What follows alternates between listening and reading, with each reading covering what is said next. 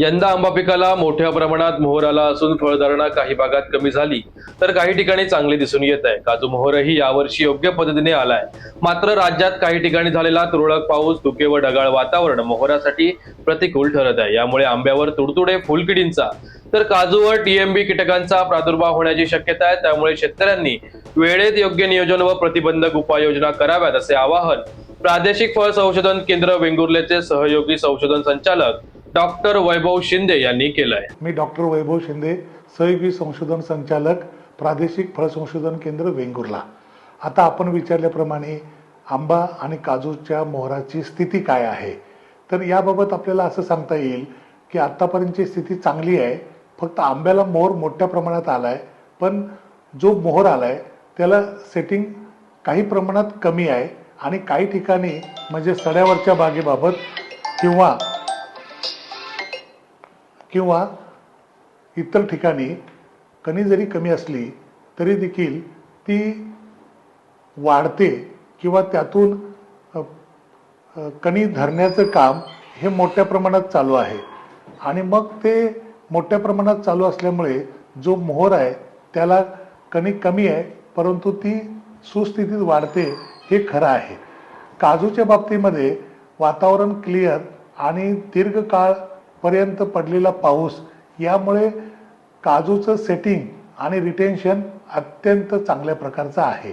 फक्त आता काय झालंय, वर्षाच्या सुरुवातीला कालच मुंबईसारख्या ठिकाणी पाऊस पडणं किंवा तुरळक पाऊस इतरत्र पडणं यामुळे धुकं वाढतंय आणि धुक्याबरोबर लगेच मळप भरणं हा देखील प्रकार वाढतोय।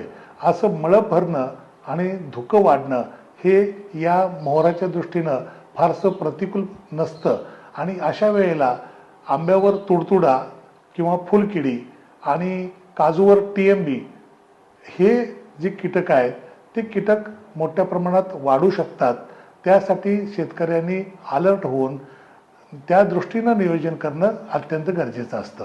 या संदर्भात आंबा आणि काजू बागायतीला विशेष करून आता शेतकऱ्यांनी काळजी प्रामुख्याने ही घेतली पाहिजे की नजीकच्या 2-4 दिवसामध्ये जर धुक्याचं प्रमाण वाढलं तर निश्चितच आंब्यावरचा तुडतुडा किंवा हॉपर आपण ज्याला म्हणतो त्याची पिलं ही मोठ्या प्रमाणात वाढणार आहेत। त्याची जी काही जीवनक्रमाची अवस्था आहे ती थोडीशी सक्रिय होऊन ही पिलं मोठ्या प्रमाणात वाढतात आणि त्यामुळे कॅपनॉडियम बुरशी येण्याची शक्यता आहे।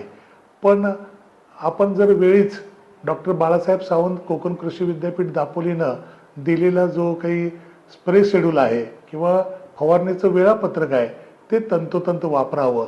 फक्त वापरत असताना एकच मॉलिक्यूल किंवा एकच औषध परत परत वापरणं टाळावं, म्हणजे किडींचा कुठेही उपद्रव होणार नाही आणि किडींना देखील ती पचवण्याची ताकद किंवा रेझिस्टन्स किडीमध्ये येणार नाही यासाठी दखल घ्यावी।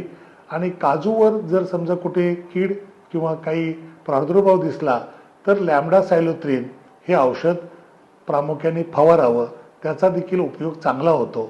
अशा प्रकारची उपाययोजना करावी।